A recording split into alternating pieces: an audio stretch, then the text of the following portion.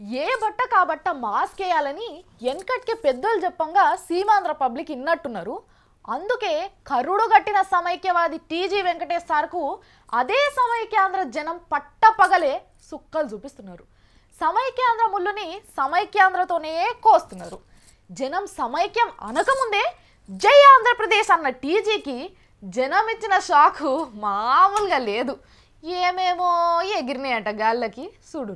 ఎందుకిలా నా కర్మ కాలిపోయింది, ఎందుకిలా నా కర్మ కాలిపోయింది. మన కర్నూలు రత్నం రాజు టీజీ వెంకటేష్ సార్ను అక్కడి పబ్లిక్ సుడి పెడుతున్నారు.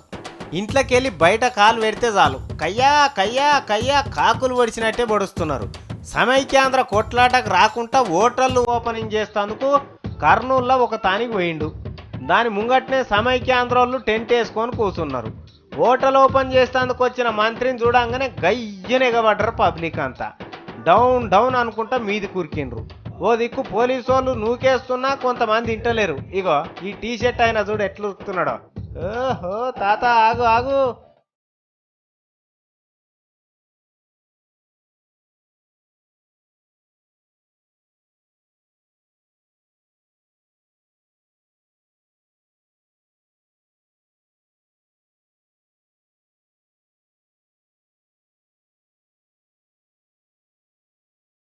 యాభై 60 మంది పోలీసు వాళ్ళని ఎంటేసుకొని వచ్చిన ప్రోగ్రాం అంతా ఆగమాగమైంది.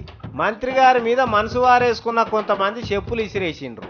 ఇక సార్ ఊకుంటాడా, చెర్రున రాయలసీమ పౌరుషాన్నంతా కండ్లకు తెచ్చుకొని ఎరుపు చేసుకున్నాడు. అయినా చెప్పుల జడివాన ఆగకపోయే వరకాల ఏళ్లకందని మీసాలు దింపిండు. దెబ్బలు తాకకుండా తొడలు జరిచిండు. అయినా ఇంటరా జనం వినకపాయే. ఆఖరికి చెప్పులేసిన వాళ్ళతోనే చర్చలు మొదలు పెట్టిండు సారు. మైకు చేతిలో పట్టుకొని నగ్న సత్యంగా అక్కిండు పనిలే పని. మొన్న హైదరాబాద్లో సభ పెట్టుకునే తందుకు ఏర్పాట్లు చేసింది మేమే అన్నాడు. మేము గనుక చేయకపోయినుంటే తెలంగాణ జిల్లాల మీదకి వెళ్ళి సీమాంధ్రోలు పోయి మీటింగ్ పెట్టుకుందురా అని చెప్తున్నాడు. హైదరాబాద్ లో మీటింగ్ పెట్టేదానికి మేము ప్రభుత్వంలో ఉన్నారు కాబట్టి అవకాశం కల్పించాం.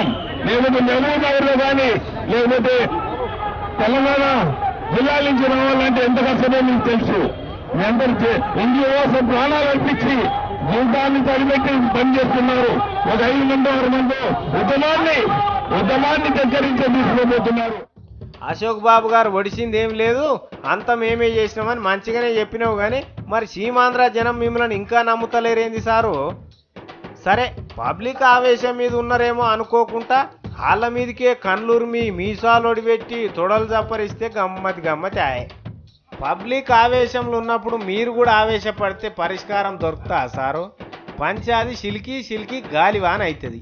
అది మొదటికే మోసం అవుతుంది. జాగ్రత్త అని హెచ్చరిస్తున్నారు మిగిలిన మీ అభిమానులు. ఎందుకిలా నా కర్మ కాలిపోయింది.